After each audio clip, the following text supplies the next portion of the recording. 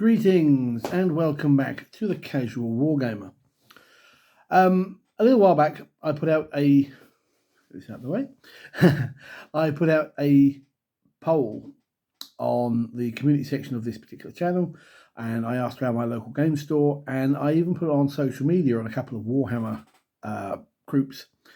The question of what is the problem with aircraft? And possibly how can it be fixed?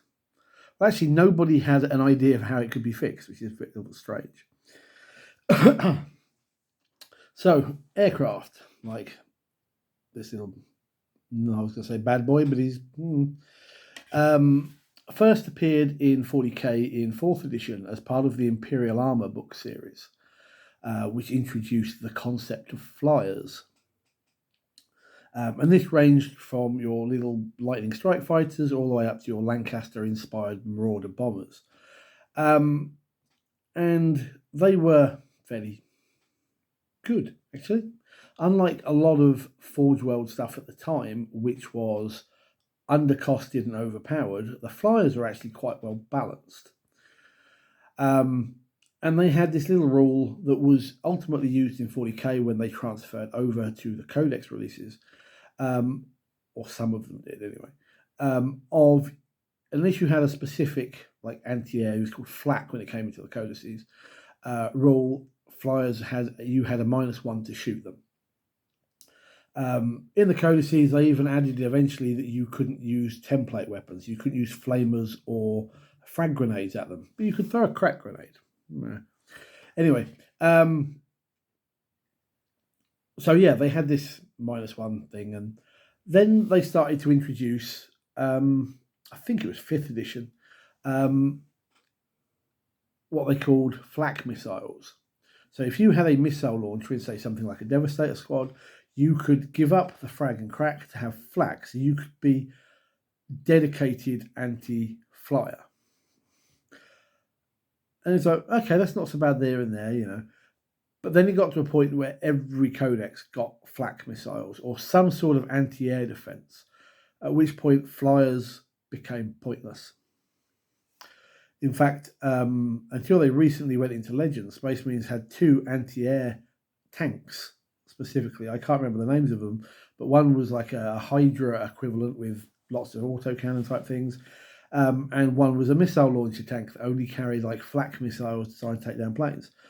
Well, nobody bothered playing planes, so I'm not surprised they ended up being shunted over to Legends. I don't know anyone that ever bothered to buy one, let alone play one. But then something happened. And I think this comes down, unfortunately, to a couple of reasons. One, the Tau, Sunshark bomber, and you had the Drukhari bomber, whose name suddenly escapes me, which were phenomenally good at doing the old Alpha Strike. They had that movement, get across the table, just drop a massive bomb on somebody, and blam, you've lost the unit straight off the bat. And in the case of the Sunshark, it was technically a one-shot weapon that had a chance to regenerate. And if it didn't regenerate, then it was gone. But otherwise, you could just keep bringing it back. And that was a bit too much. And that's when Games Workshop suddenly went, aha, we can't have this. You're now either a hover or you're a flyer. And if you take hover, you can start on the table, but that's it. Otherwise, you're coming in on the table, and at the moment, you have to come in turn 2 and sit there for a turn, so everyone gets a chance to shoot you before you actually get to do anything. By which point, it's half the game's over, and that's the problem. So what were the problems? What are the possible problems? Now, I put down 4 options plus an other.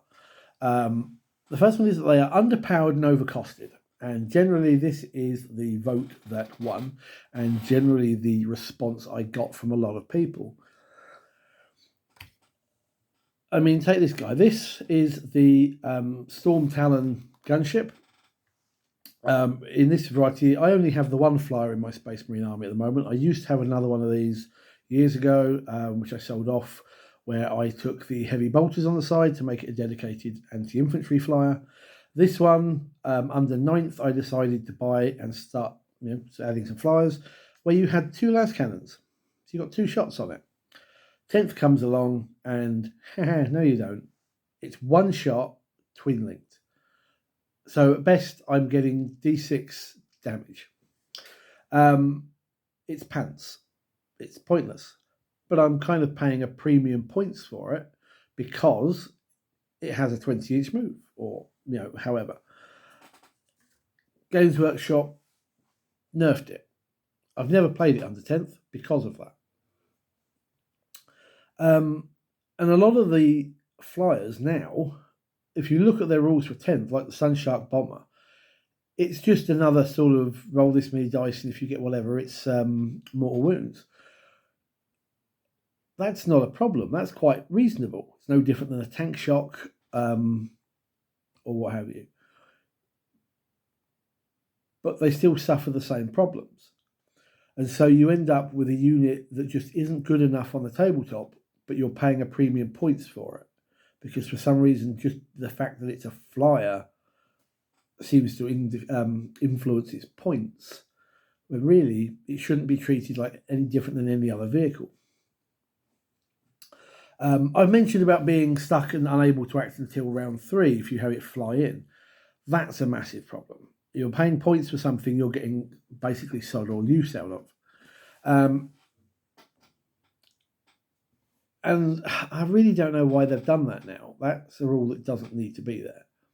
A normal unit walks on from strategic reserve 6 inches.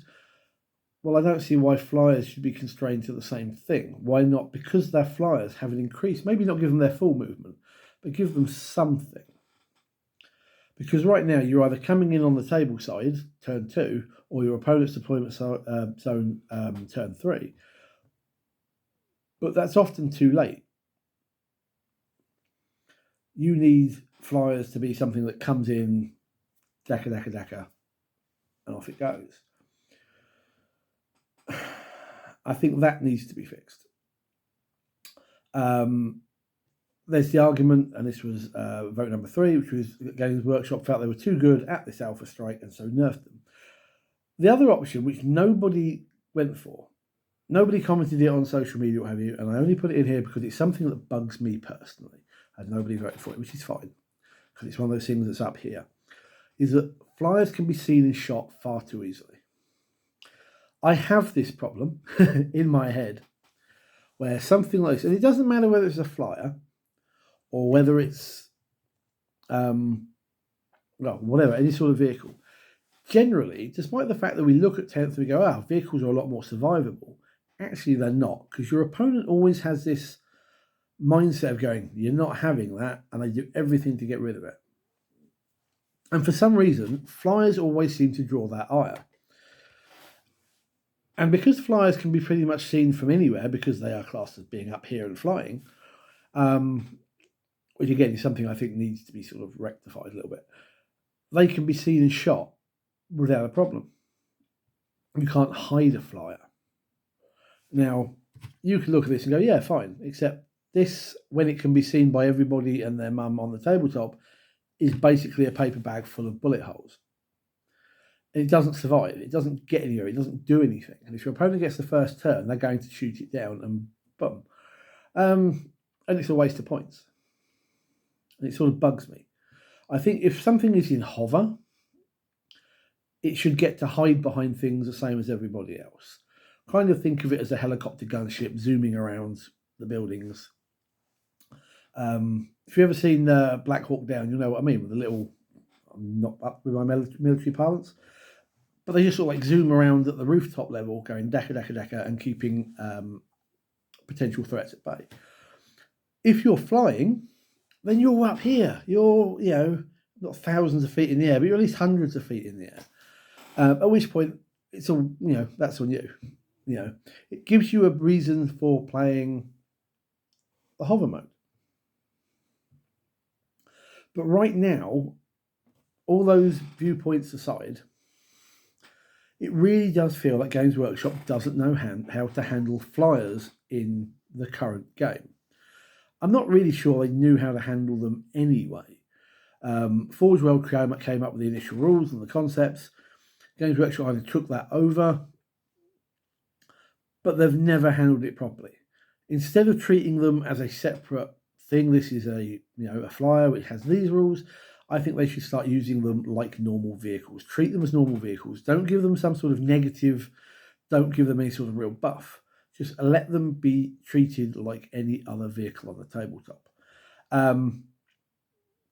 Obviously, you've got to look at each individual flyer for what can or whether that truly works. But I think in general, that would be fine. But I'm not really sure how Games Workshop could realistically... I don't think there's anything wrong with flyers in general. I think they have a bit of a bad rap. In fact, one of the comments on the poll was basically that nobody at their store uses them because everybody that comes in new gets told don't use them because they're crap. And if we're going to start doing things like that, we'll never see them used. I don't know, they need to find a way to make them a playable part of the game. So my question, I suppose, at the end of this is, what do you agree with those reasons that I've stated that I think are the problem? I think they're all part of the problem. Underpowered and overcosted, can be seen and shot far too easily. Stuck because unless you have them in hover mode, and bear in mind that some can't hover, you're stuck until round 3 before you can actually do anything with it, providing it survives when it comes on turn 2. And that originally they were too good at Alpha Strike, but are they now? No. So do you agree with them? Do you have any other reasons why you think that flyers are bad, and how can Games Workshop fix them? That's what we need to work out, and that's what Games Workshop needs to take notice of. Because right now you've got a unit type which I think is very, very much a part of the 40k landscape. If you've got tanks and you've got infantry and you've got ATVs and all this sort of stuff, why can't you have planes? And big flying monsters? Because this isn't just aircraft that suffer this. You've got flying monstrous creatures in the Tyranid list as well, which suffer exactly the same. So let me know what you think. I'd be very interested on your thoughts on aircraft and big fly units, and how you think we can, or Games Workshop can, fix the problem and make them a playable part of the hobby. Right, thank you for watching. Give me a thumbs up. Hit the subscribe button if you're not already subscribed to help me grow the channel. And I'll see you guys in the comments and in the next video. Until then, take care. Good gaming.